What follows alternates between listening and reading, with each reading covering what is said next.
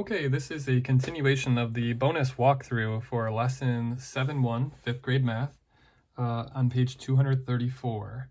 I'm going to take you through each problem so you can either check your work or you can work along with me, pausing, trying to work your way through and then seeing how you did.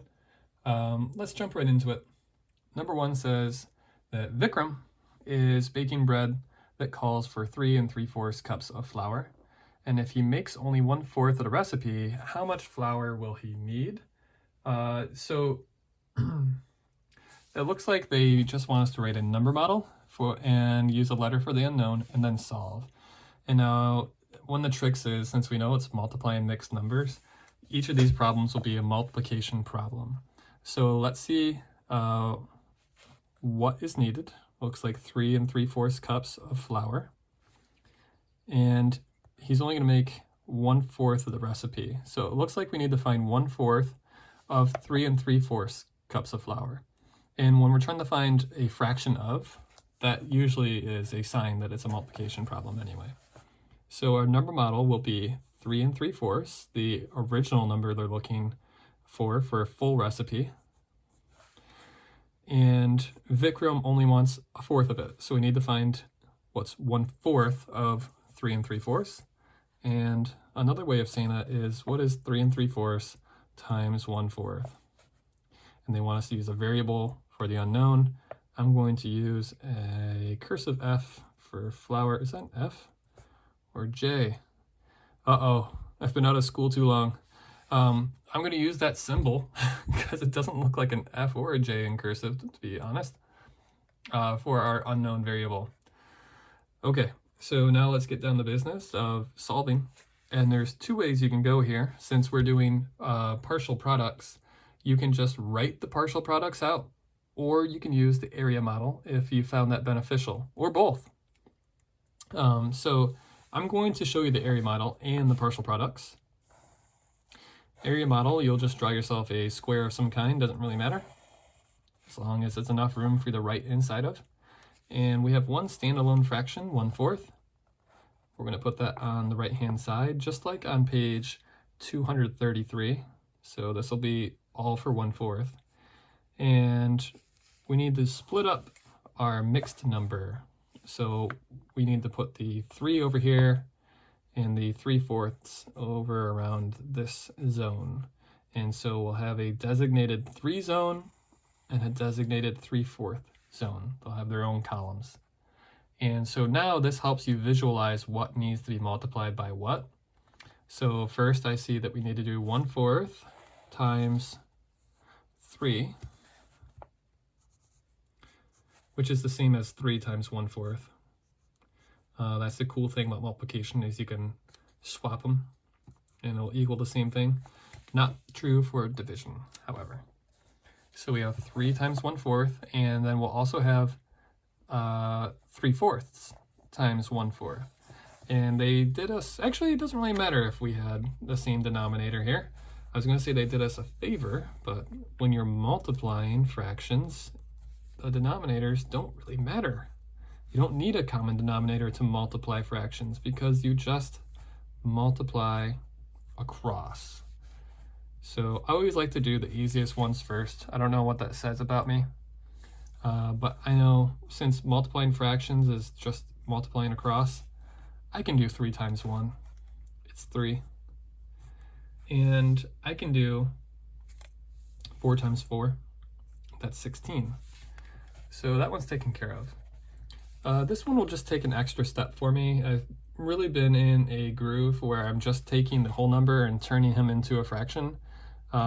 And you do that by just putting him over the number 1. So this has been my strategy lately.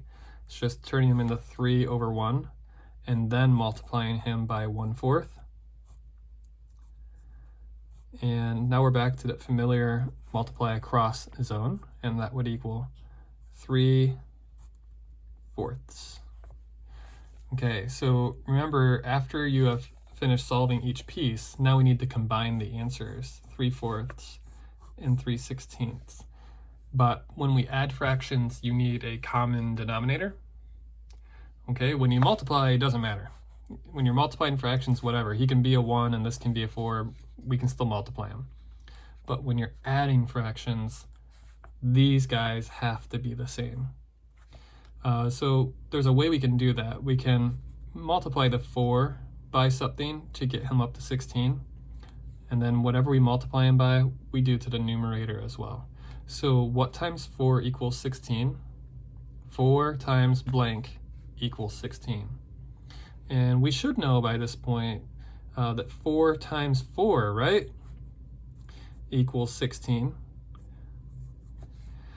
So that's cool. Now we have a matching denominator, but remember, we have to do the same thing to the numerator or else everything's off.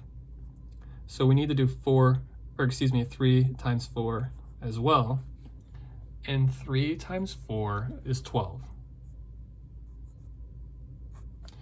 So now when we're talking about combining our two separate problems here, now suddenly we have 3/16 plus 12/16, which is going to be so much easier to solve than 3/16 plus 3/4. This is the 3/4 equivalent. 12/16 is the same as 3/4. Just easier for us to add now. So we know when we add fractions, the denominator stays the same. And we're just going to add the numerator, 12 plus 3. And you can just count that up, 13, 14, 15. And so your answer, it's pretty complicated, but if Vikram only wanted to make a quarter of the recipe, then he would need only 15/16 cups of flour. I guess it would just be 1 cup, not cups. So 15/16 of a cup of flour.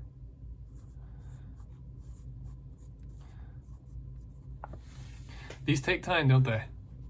This is kind of why I don't always run through the entire page, because suddenly you're watching a half an hour of videos. Let's take a look at number 5. I'm going to do one more. I'm not going to go through the number story, I don't think, where you write your own. We're just going to do the actual calculations. So number 5 says Gina is cleaning her closet and wants to know how much floor space she has. Her closet floor is 3.5 feet by 4 1/3 feet. And what is the area of her closet floor? So for this one, I'm going to show you how to do it without using an area model. However, if you like the area model that helps keep you in line, use it. Use it. So in this case, remember, we just have to multiply every number by every other number. Sounds easy and complicated at the same time. So first, we're finding the area. So we know area is length times width. So we're going to multiply the length times the width. So our number model will be 3 1/2, which is one side of the floor, times 4 1/3. And this time I'm just going to use a letter I know how to write. I'm going to use Y. That's my go-to. So now let's get down to the real biz, and we're going to have to multiply each of these numbers by each of these numbers.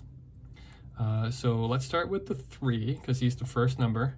And I'm going to use an arrow to remember what I need to multiply by. And I'm going to do 3 times 4 as my first partial product section. But then I also need to multiply the 3 times 1/3. See how to take that 3 and multiply them by each piece over here. So 3 times 1/3. And I'm already thinking how I'm going to answer a few of these. And now let's take the 1/2 and multiply him by 4. So we'll have 4 times 1/2.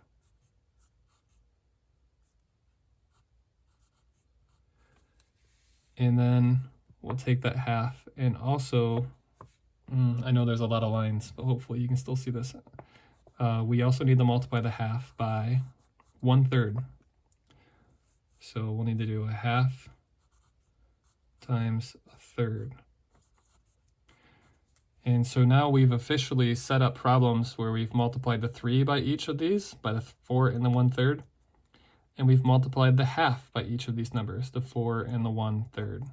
So now we just need to solve them and combine them. Again, I make it sound so easy, but this is work. All right, easiest one for me is the two whole numbers. 3 times 4, that would be 4, 8, 12. And I'm going to search for the fractions times fractions because I know those are just multiplying across. So 1/2 times 1/3 equals 1, and then 2 times 3 is 6. Cool, so we have half of them done already. Now we need to multiply the whole numbers by the fractions, and remember, I like to put the whole number over 1 and then do the multiplication. So 3 becomes 3 over 1, and now we multiply them by a third, and we get 3 times 1 is 3, and 1 times 3 is 3. We get 1 whole.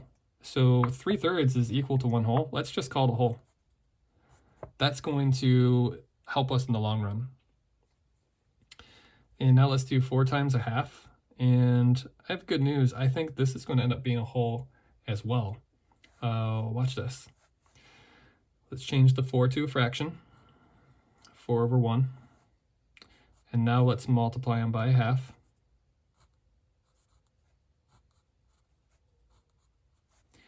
And we get 4 times 1 is 4.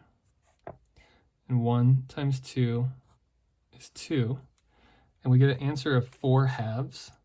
But do you know what we can do? We can reduce this because it's an improper fraction.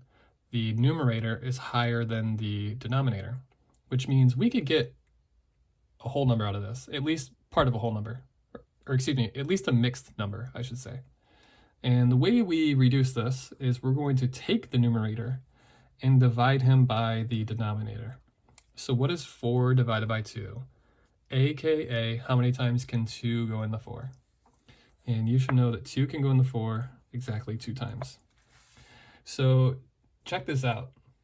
I remember number 3 on page 233 was super complicated with adding all sorts of fractions. But look what we're left with for number 5. Whole number, whole number, whole number, and a fraction. That is great news for us. Do you remember what we have to do with these 4 that we figured out? We just need to add what we can add. We need to put them all together. And so let's look for the whole numbers, and we need to do 12 plus 1, which is 13, and then 13 plus 2, 14, 15. So part of our answer will be 15 wholes, and then we'll take our fraction and we'll tack that on to the end, 15 and 1/6. The last thing you need to do is check and see what are we dealing with here? Are we dealing with cups? Are we dealing with dogs? And it looks like we're dealing with feet.